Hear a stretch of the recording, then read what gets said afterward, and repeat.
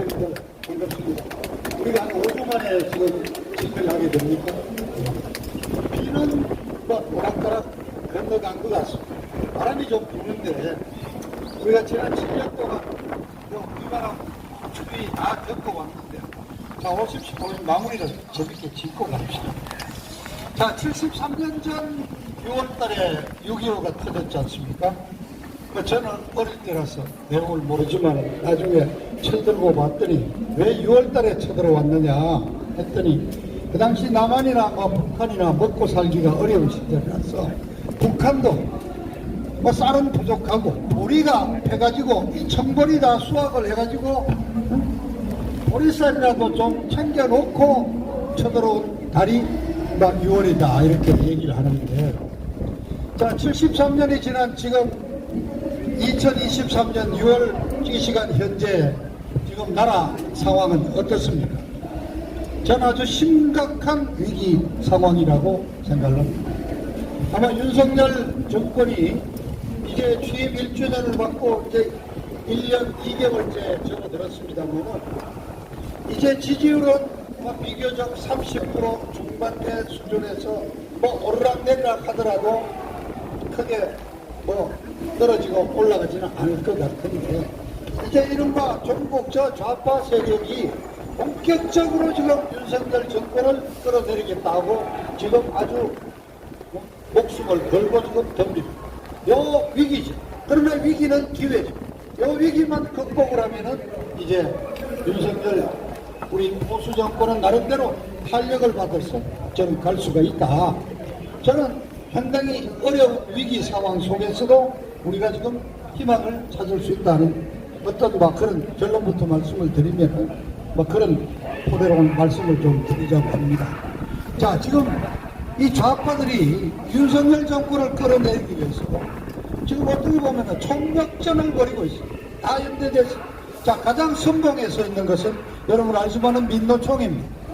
건설노조 중심으로 해서 윤석열 대통령이 작년의 경우 최악으로 지지율이 떨어졌다가 반등할 수 있었던 계기가 바로 11월 이른바 화물연대라는 것들이 불법으로 파업을 했을 때 윤석열 대통령이 원칙을 지켰다. 모든 물류를 얘들이 막았지만 원칙을 지키고 복귀 명령을 내리고 비상 상황을 일어나고 그래서 어쨌든 16일 만에 화물연대 파업이 중단에 복귀를 하면서부터 사실은 윤석열 말하자면 이 정권이 나름대로 좀 그림을 잡기 시작했습니다. 그 직전에 아시다시피 헬로윈 이저 참사로 158명이 시체 파리를 하겠다고 좌파들이 대부분 발맞는다는 그런 시점입니다. 화물연대 파업은 원칙을 지키면서 진압을 하면서부터 나름대로 정권은 정권의 활동을 하면서 나갔고 이제까지 왔습니다. 그리고 올해 상황에는 미국 방문, 일본 방문, 2차례 일본 방문 등을 해서 안보 외교면에서 문재인 정권이 위태롭게 만들었던 안보면에서 우선 최소한 그 전임 박근혜 이명박 정부 때로 다시 원상회복이 되면 우선 안보 대세에서 우선 국민들을 안심시키고 있는 그런 상황입니다.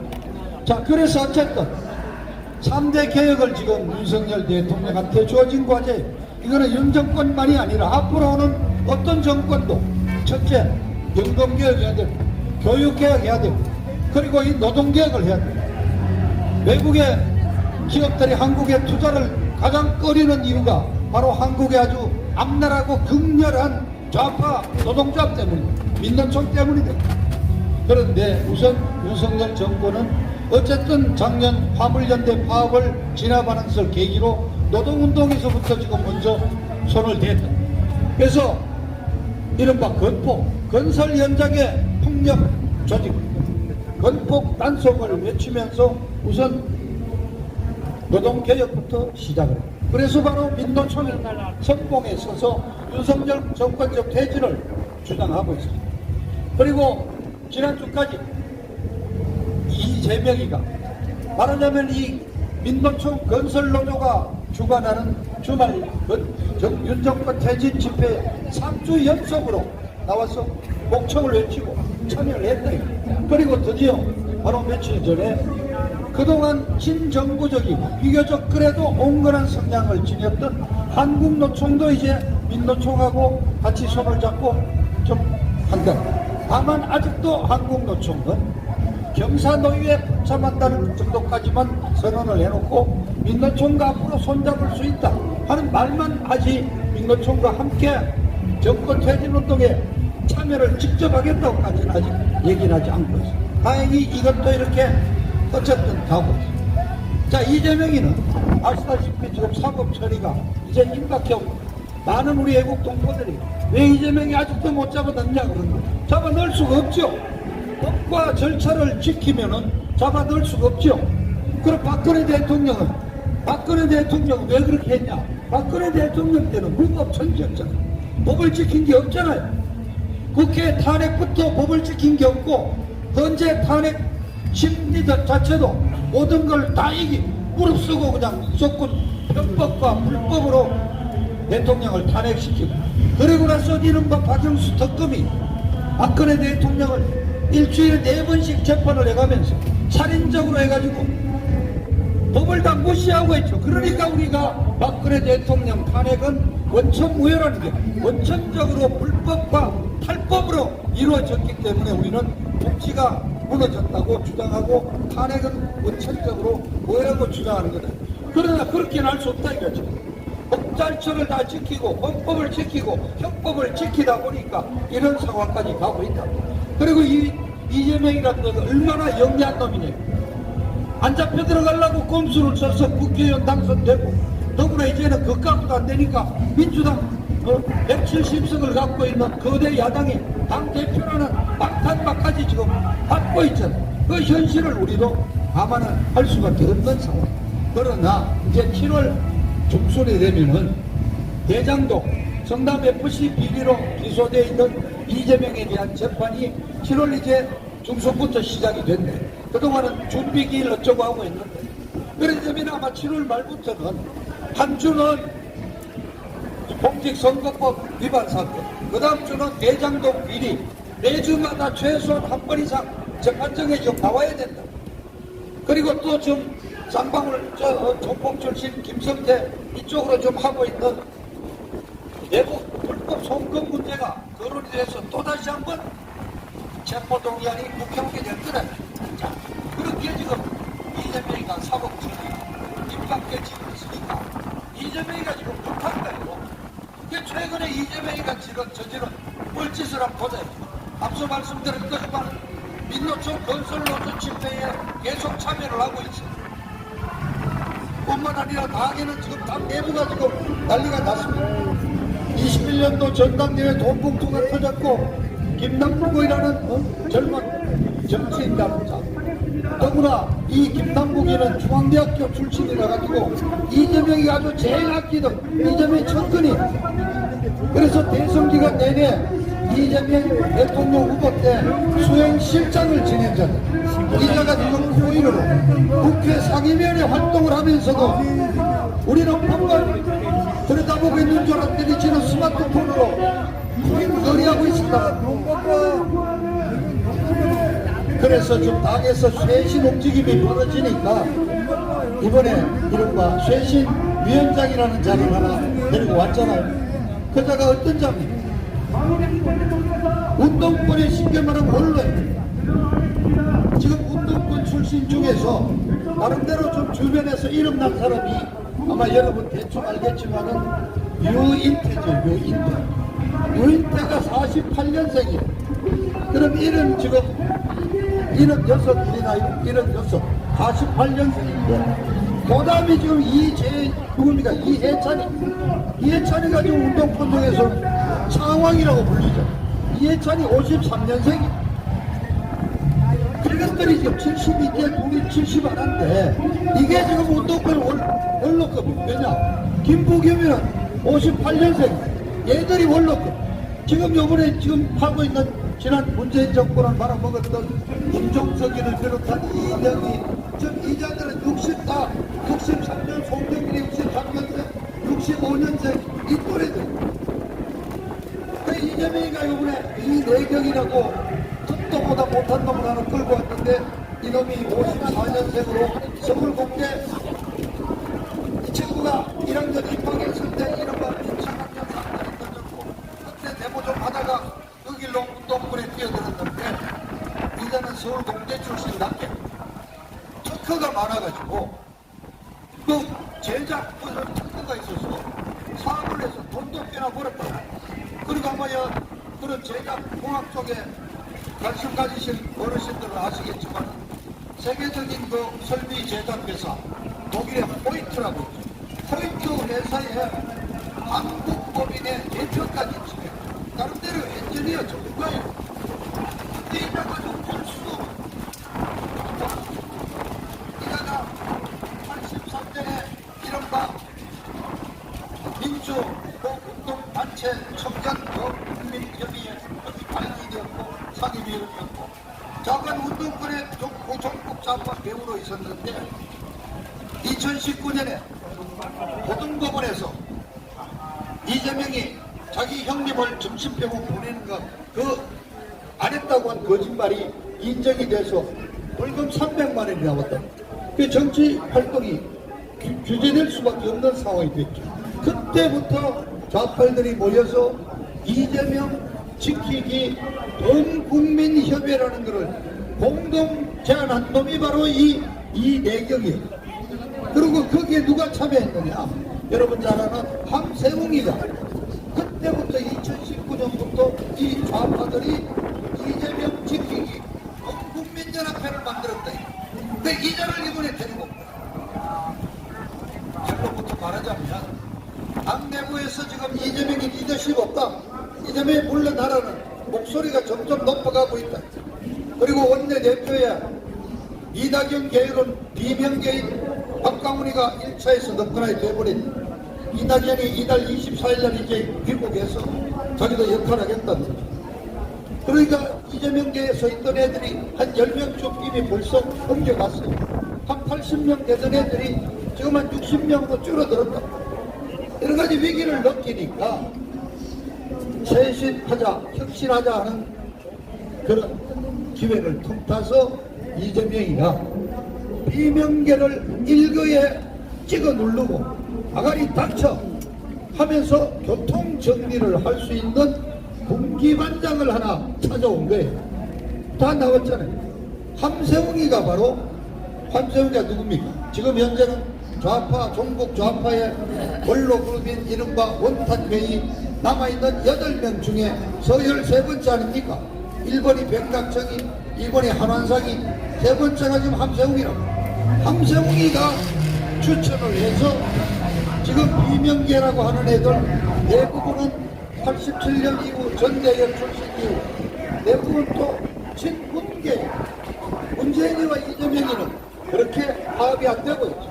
그러니까 얘들을 일거에 아가리 닥쳐하고 찍어 누를 수 있는 원로급을 하나 추천을 받아온 놈이 이내경이에요.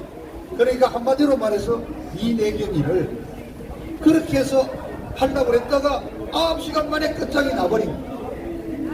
이자가 그냥 워낙 골수 좌빨로 특히 천안함을 완전히 그냥 자폭했단 말이에요. 자폭. 미군이 때린 이런 음모론을 주장하던 겁니다. 이자가 2월달 3월달에도 그런 글을 페이스북에 올리는데 이재명이 그걸 모르고 했겠냐. 안다. 알면서도 이낙연이를 데려왔다. 그래서 저건 이렇게 이해하시면 됩니다. 이재명이가 친위 쿠데타를 일으키려고 했어요. 친위 쿠데타 아시죠? 친위 쿠데타에서 비상사태 선언해가지고 자기 반대하던 놈 일거에 목을 다 쳐버리고 장악을 하려다가 9시간 만에 실패한 거예요. 이러고 끝났어. 자, 그 다음에 앞서 우리 허은도 대표님들 얘기했지만은 이재명이가 지금 목숨 걸고 있는 게 후쿠시마 오염수 문제. 우리 국민들이 먹거리 먹고 사는 문제에 가장 건강에 관심이 많다는 거 알고 이 후쿠시마 오염수를 가지고 한번 요번에 승부를 걸었어. 2008년에 아무병 파동처럼 만들어 보겠다. 그런데 이게 잘 안 들어가고 있어. 지금 이 후쿠시마 오염수지만은 아시다시피 쓰나미가 와서 후쿠시마 제1원자력 발전소를 쓰나미가 와서 물이 찼던 거죠. 그런데 이미 그 상황에서 오염됐던 물이 그냥 빠져나간 게 이미 수없이 나갔잖아요. 14년 전에 벌써. 그러나 안 빠져나갔던 거 가둬 나갔고 지금 해놓은 게 뭐 누구 얘기는 정확한지는 모르겠습니다만은 석촌호수 가득 찬 물 정도라는 겁니다. 그냥 있었던 게 아니라 IAEA 규정에 따라서 과학적으로 방사능을 추출하기 위한 여러 가지 그 작업을 해왔단 말이죠. 그래서 이제 IAEA에서 최종적으로 승인이 나오면은 그것이 빠르면은 2월이나 7월에는 나올 거면은 이제 7, 8월 차에 이거를 배출을 하겠다는 건데 3,500물 정도 되는 게 이 넓은 태평양으로 흘러내려가고 얼마나 큰 사단이 나겠습니까? 더구나 이른바 크루시오 이 날개 이 대류를 타고 이게 캐나다 쪽으로 올라갔다가 그쪽에서 돌아가지고 우리 한반도까지 내려오는데 상황에 따라서는 다르지만은 4년에서 6년이 걸린다 이게. 석촌호수 물 저게 다 그냥 나가고 태평양 바다를 6년 걸리가 평균 잡아서 5년으로 치자 이게. 5년 동안 희석되어 있는 건데 얼마나 많은 방사능이 있겠냐. 그래서 이 과학적으로 입증이 되고 있어. 그런데 여기에 이제 서울대학교 명예교수로는 서균열이라는 자가 있습니다. 서균열이라는 자가 뭐라고 주장을 하느냐면은 이 친구는 원자력 공학과 교수입니다. 정확하게 해양수산부 공무원이 아니에요. 원자력 공학과가 전공인데 이 자가 원자력 발전할 때 나오는 가장 심각한 게 이른바 삼중수소라는 건데 그거를 그거 갖고 바다로 가라앉는다는 거예요. 근데 거기 한 200m쯤 내려가서 가라앉아 있으면은 이게 그 심해 어종들이 근데 그 심해 한 200m 이하의 그 심층수는 이 위에처럼 해류를 타고 캐나다까지 가지 않고 그걸 왔다 갔다 한다는 거예요. 그래서 거기서 나온 게 우리 한반도 제주도 쪽까지 오는데 한 넉 달이면 온다는 주장을 했어요. 그리고 거기 있던 심해 어종들이 이 고기들이 우리 앞바다에 갖고 잡히면 우리가 그걸 잡아먹으면은 중국 속에 이른바 삼중수소에 오염될 수 있다 그러는데 자 상식적으로 생각해. 그럼 삼중수소가 무거워서 바다에 가라앉으면 계속 가라앉았을 때 바다 밑바닥까지 가라앉지 200m쯤에서 떠다닌다는 것도 말이나 됩니까? 그리고 저도 이번에 처음 알았는데 남해 어민들이 주장을 하다 이 고기도 동네 하해류 뭐 여러가지 온도 그런 생태계에 따라서 있어서 일본 연안에 잡히는 일본 고기고 한국 연안에는 한국 고기만 잡히는데 자기가 평생 60년 어부 생활을 했지만은 일본 앞바다에 있는 고기가 한국까지 와서 잡히는 경우는 못 봤다는 거죠. 삼중수소가 200m에서 한반도로 넉 달 만에 온다는 것도 믿을 수가 없고 이 사람은 해양 전문가가 아니란 말이에요 기본적으로. 그런데 여러분 놀라지 마세요. 이 서균열이라는 자가 4년 전에 문재인 정권 때는 어느 방송에 MBC인가 출연해가지고 후쿠시마 문제를 하니까 그때는 뭐라 그랬냐 똑같은 얘기해서 우리하고 그게 넓은 태평양 가서 4년인가 6년인가 걸려다 오는데 무슨 문제가 되느냐. 그리고 바닷물 속에는 항상 모든 우리나라 모든 우리 주변의 물질에는 방사능이 조금씩 있다는 거예요. 우리 바다에 있는 고기 전부 다 방사능 다 있다. 그거 우리 먹고 살고 있잖아요. 오늘 저녁이라도 걱정하지 말고 배 잡수시라고 그랬단 말이에요. 4년 전에 그 얘기를 한 놈이 즉 다른 얘기를 하고 있는데 문제는 우리가 앞에 동아일보에 와 있지만은 동아일보가 논설위원회에 외부 픽진으로 위촉인 중에 한 놈이 서균열이라는 자가 있는데 이 자가 한 달에 한 번씩 칼럼을 쓰고 있다. 이런 서균열이를 외부 필진이라고 해본 논소리를 대고 있는 이 동아일보 이자들도 정신이 나간 놈들이다. 그런데 이게 서균열이 빼놓고 이 삼중수소 얘기하는 놈이 단 한 명도 없어요. 그게 지금 문제가 안 되는 거야.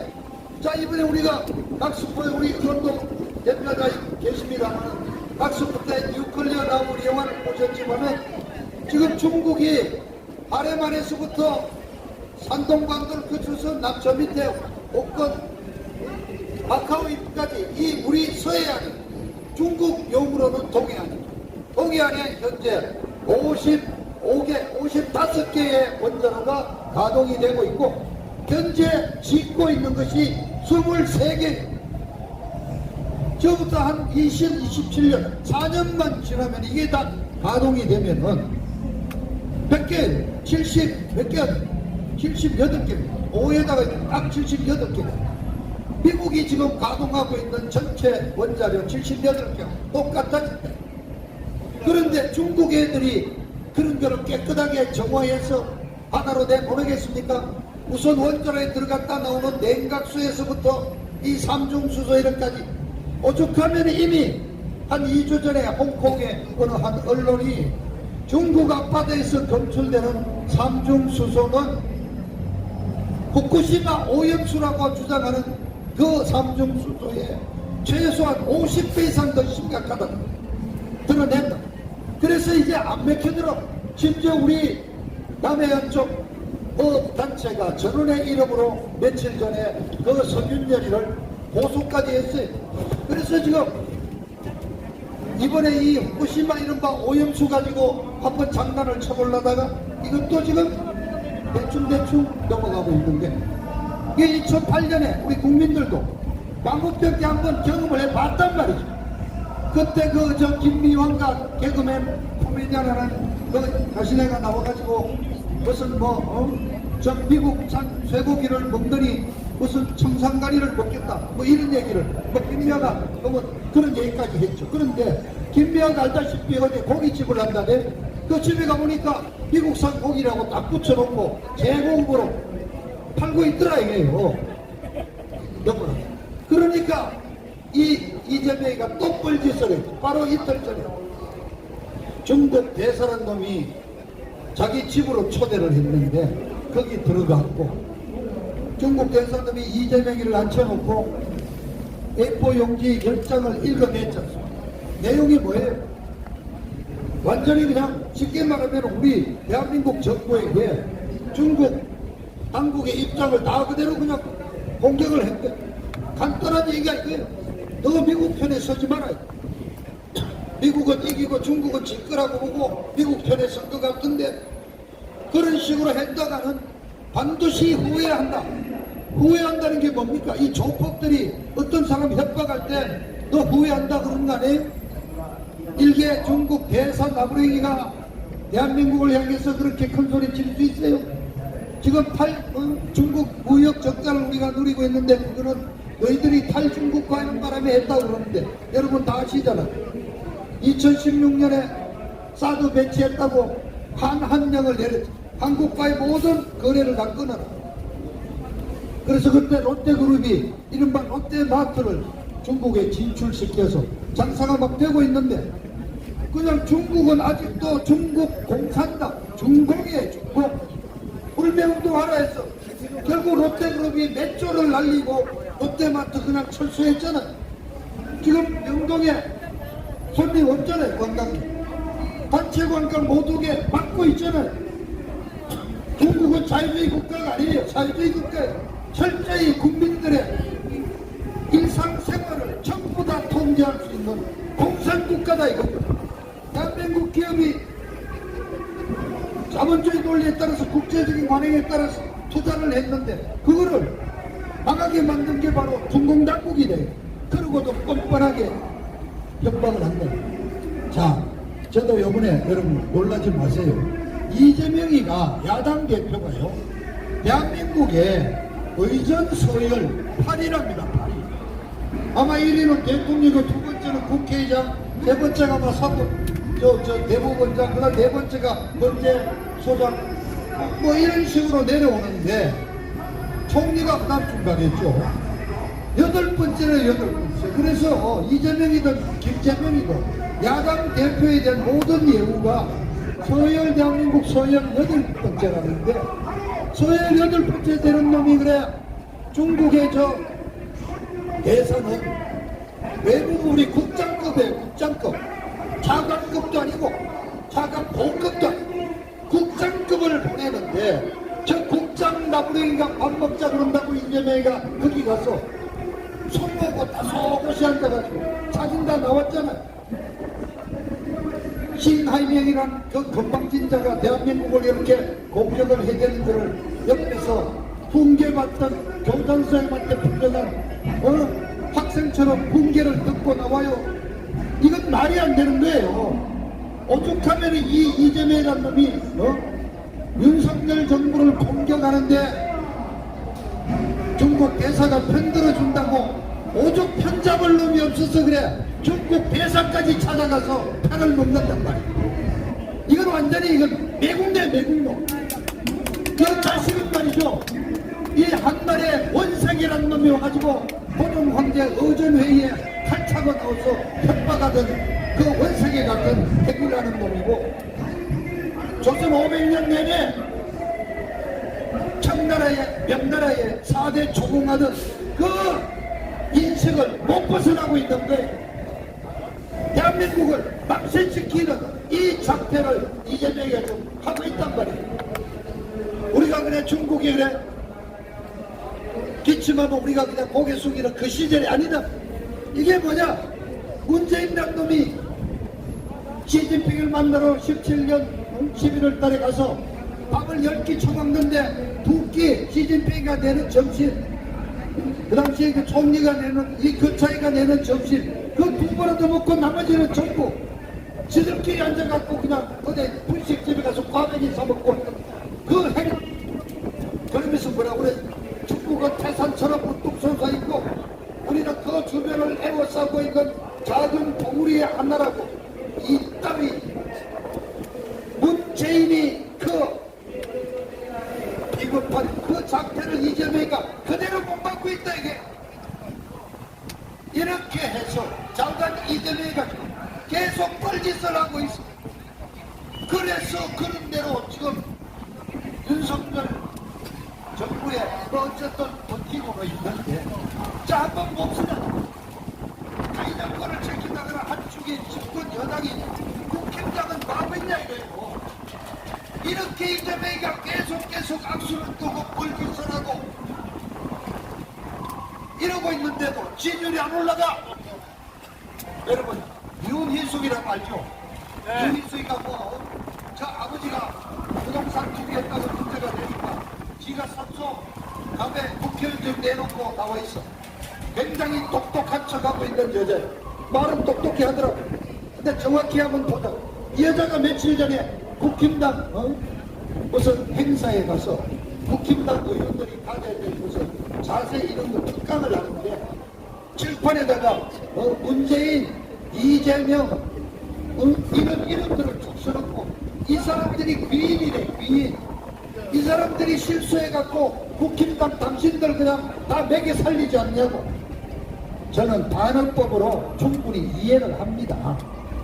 오죽하면 윤희숙 박사가 국힘당 그 물에 물 탄 듯이 그날 이자들을 보고 이재명이를 귀인으로 모시라 그랬겠습니까? 그런데 정말 이게 현실이란 말이에요. 이재명이가 이렇게 뻘짓을 하고 실수를 하는데 그 실수를 잡아가지고 공격 한번 제대로 못하고 그렇게 실수하는데도 국힘당의 존재 가치가 안 보이잖아요. 그냥 가만히 당한 입 다물고 조용히 2등만 가면은 내년에 공천만 받으면 무조건 된다. 그냥 눈치만 보고 있지. 어느 한 놈 목청 내는 놈 없고 언론에 나와서 좀 제대로 말좀하는 건 없고 전부 다 눈치만 보고 있잖아요. 눈치만. 국힘당 여러분 기다리겠습니까?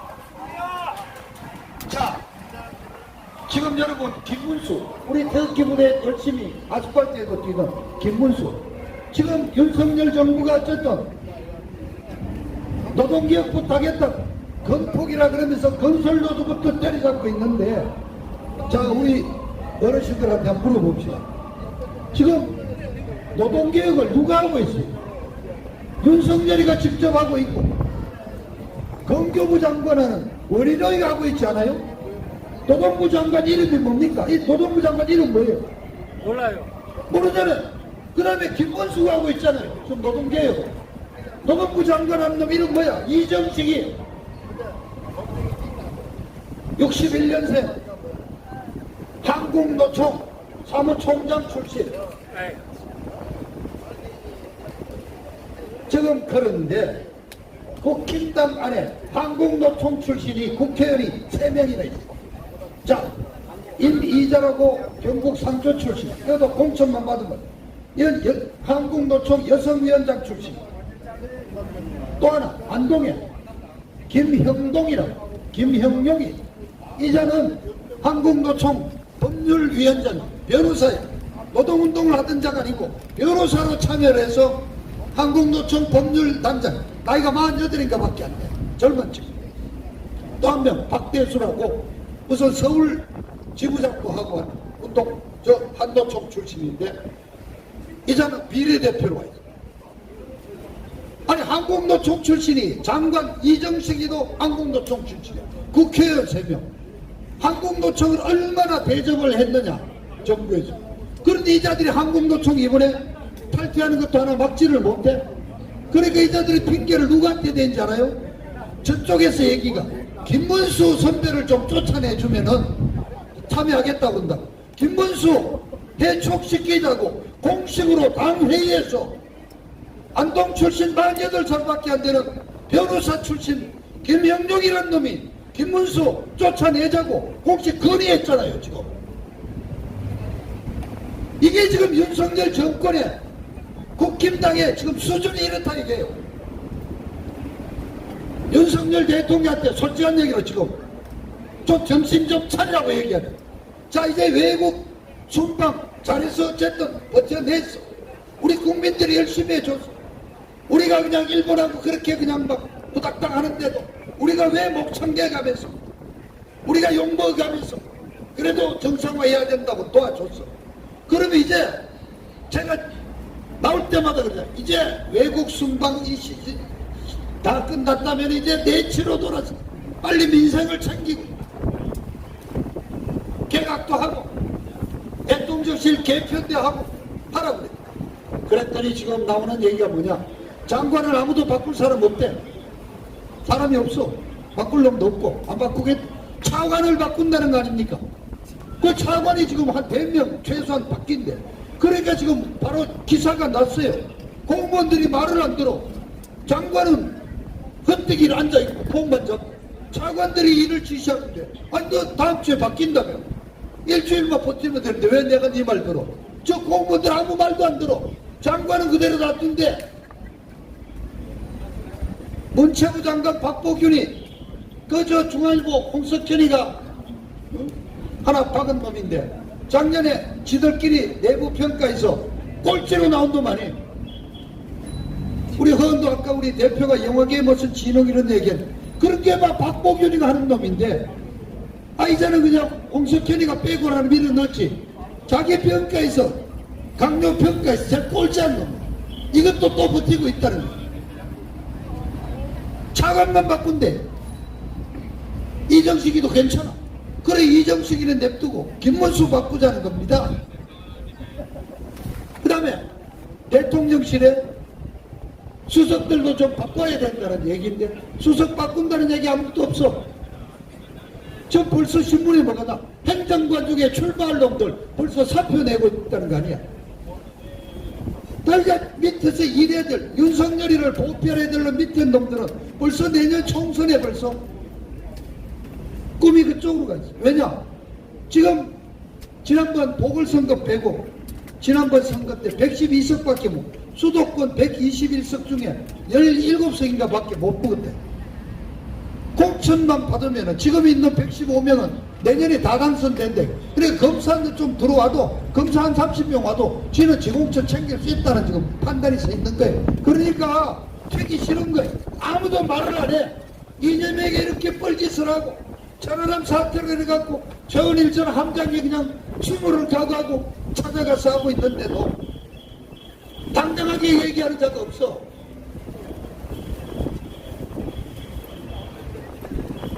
왜 그러냐? 지금 윤석열을 돕고 있는 청와대 김대기부터 전부 다 지금 옛날 이명박 패거리들이 다가 있잖아요.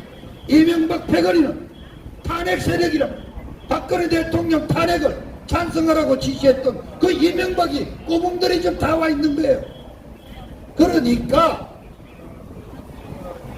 지금 보수의 인력 풀에서 박근혜 세력 배제해버리고 탄핵 세력들 절반이 아직도 지금 장악하고 있는 국힘당은 탄핵했던 자들이 당대표에서부터 전부 다 있다고. 그러니까 이 자들이 여러분들 왜 지금 달성에 내려가신 박근혜 대통령 1년이 지났는데도 꼼짝 안 하냐. 꼼짝할 입장이 돼야지 꼼짝을 하죠. 4월 19일날 오후 2시에 찾아간다고 김건희가 발표까지 했는데 이틀 전에 4.19 혁명식 기념식에 참석해야 되는 일정 때문에 안 된다고 취소하고 지금 빠른 시일 내에 찾아뵙겠다는데 아무 소식이 없잖아요. 저는 여기에도 분명히 뭔가 있다고 생각합니다. 가지 말라고. 김건희 네가 왜 박근혜를 찾아가서 또 결국은 탄핵에 대해서 뭔가 잘못됐다는 얘기를 할 건데 하지 말라는 세력이 있었다고 보는 거예요. 지금 여러분들 뭐 유영아가 어떻고 뭐 어쩌고 그러는데 자 최근에 중앙일보와 우병우가 정말 인터뷰를 했고 우병우가 거기에서 몇 가지 얘기를 했어요. 굉장히 중요한 얘기를 했어요. 우병우가 출마하라고 그런다. 그건 아직까지는 내가 대답을 못하겠다. 출마하겠다는 얘기예요. 그런데 우병우가 어디로 출마합니까? 우병우 국힘당 공천 신청하면 공천 줄 것 같습니까? 그리고 우병우도 지켜보는 거예요. 그리고 우병우가 혼자 공천 신청해서 공천 받아가 출마할 수 있겠습니까? 결국 박근혜 전 대통령 움직이는 데 따라서 함께 움직일 수밖에 없다. 우병우가 딱 얘기했어요. 박근혜 대통령을 집권남용이라고 처벌을 했는데 그렇게 따지면은 역대 대통령들이 집권하는 대통령이 있나? 더구나 문재인이는 대북 불법 송금조차도 다 그냥 넘어갔지 않냐?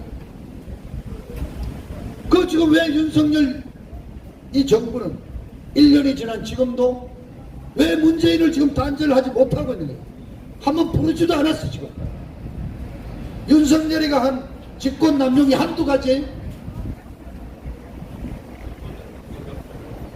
그 박근혜 대통령 운신할 힘이 없어. 우병우가 딱 그걸 지적한 거예요. 그리고 만났느냐? 전화가 왔더라. 근데 몸이 여러 가지로 몸이 아주 불편해서 다시 연락을 하겠다 그러고 못 만났다는 거예요. 그래서 박근혜 대통령께서는 지금 달성 사저에서 몸을 치료하고 있다는 그런 명분으로 지금 아직도 엄두에 있다 이거예요. 자, 윤석열 대통령이 나름대로 잘하고, 자, 우리하고는 이제 어르신들하고 한 세대 이미 차이. 이게 뭐예요? 우리 어떤 대를 인해 20년 30년이나 정치 우리나라 일정으로 보면 우리처럼 빠르게 바뀐 10년 차이 나면 이미 다음 세대. 그래서 세대가 바뀌었다 이거. 그러나 60년생. 그런데 작년 조각을 하는 과정에서 가급적 장관은 나보다 나이가 좀 어린 친구들로 해달라 그랬어. 그러다 보니까 지금 다들 61년, 62년, 63년생에서 찾다 보니까 60만 넘으면 우리나라 정치권에서 이미 노인네 취급받는 게 이제. 거기다가 박근혜 세력은 다 배제해. 탄핵 세력끼리 지금 뭉쳐야 돼. 그 이명박이 꼬붕들이 비서실장에서부터 다 찾아오면. 그럼 전체 어떤 우리 보수의 인재의 어떤 풀이 이렇게 크게 100으로 있다고 칩시다. 절반 탄핵과 반대한 세력 절반 자르고 그것으로 또 이명박 세력 가고 그것도 나이 60 이하로 다 자르다 보니 인재가 밖에 없는 거예요 지금. 이래가 되겠냐 이게. 윤석열 대통령이 평소에 여러 가지로 얘기하면서 박정희 대통령 리더십을 많이 얘기한다고 들었어요. 박정희의 리더십을 배워라 이거예요. 우리가 지금 박정희 제2의 박정희를 지금 기다리고 있는데 왜 기다리냐? 소신 있게 여론에 흔들리지 말고 그 여론조사 수치에 연연하지 말고 제대로 하라는 얘기죠. 자, 이번에 창원 간첩단 사건, 제주도 한길의 사건 등등 해갖고 간첩조사를 정말 지난 6년 동안 없던 간첩조사를 국정원이 제대로 했더니 창원 간첩단 사건 민도총 조직 부장하던 석건호 이하 이자들이 만들어 놓은 정조직이 67곳, 많게는 80곳에 이미 간첩 조직이 만들어졌다는 거 아닙니까? 지도를 보니까 대한민국 남한이 빨개. 비상사태라도 선언을 해서 이런 간첩 세력들을 일망타진해야 되는 거 아니에요?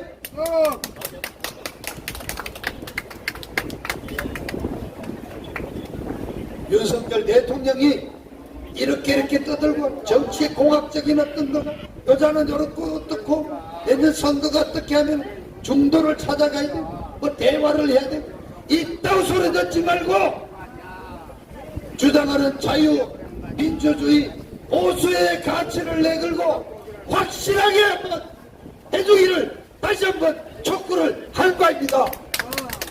네, 감사합니다.